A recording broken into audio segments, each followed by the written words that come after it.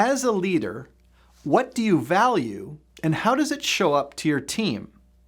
I'm Greg Schenkel, President of Unique Training and Development and Frontline Leadership Systems, and in today's Leader Feeder, we're going to investigate values.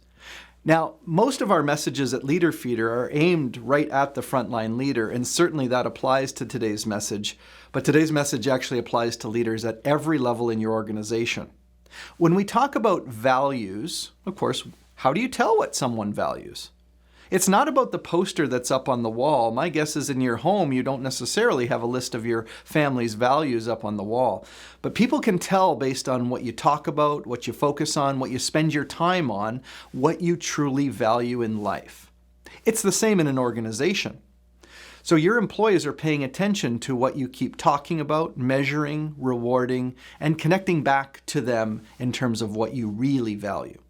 So what if your values actually reflected what you really care about as an organization and what you care about as a leader? So I've got a few tips for you. Tip number one is to spend time on what's important. If you listened in on many of the production and operations meetings in your organization, you'd probably acknowledge that one of the things you value, according to what you pay attention to, is the amount of units, tons, or pounds produced. So why not just acknowledge and own that as one of your values? You value production. But of course, production is only the starting point. There are many other factors that your organization should consider to be important enough to take up time. And that might include things like safety and the growth of your team members and their skill sets. The second tip is to measure and reward the things that are important. This relates back, of course, to number one, because what you pay attention to becomes what people think your values are. So if you have some form of incentive system, or even what you acknowledge and say thank you for, that can help shape what employees think you actually care about. So make sure you're measuring and rewarding the things that you do want your employees to think that you care about. And the third and final tip is to connect the dots. It's important for employees to be able to link back what you're talking about and what you're doing so that they see a clear linkage between your company's values and what you're asking them to do every day.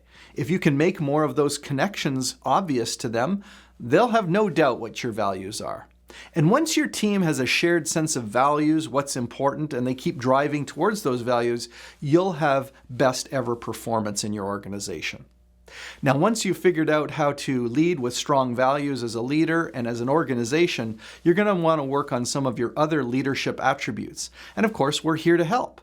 Whether it's our virtual training studio sessions that we deliver, or in-person live training, or maybe it's just accessing some of our resources on our website. You can do that all through starting a conversation with us at uniquedevelopment.com. And of course, we're very active on all the different social media platforms, so why not join in the conversation and subscribe to our podcast and videos on YouTube as well. We look forward to being your partners in building strong values and strong leaders.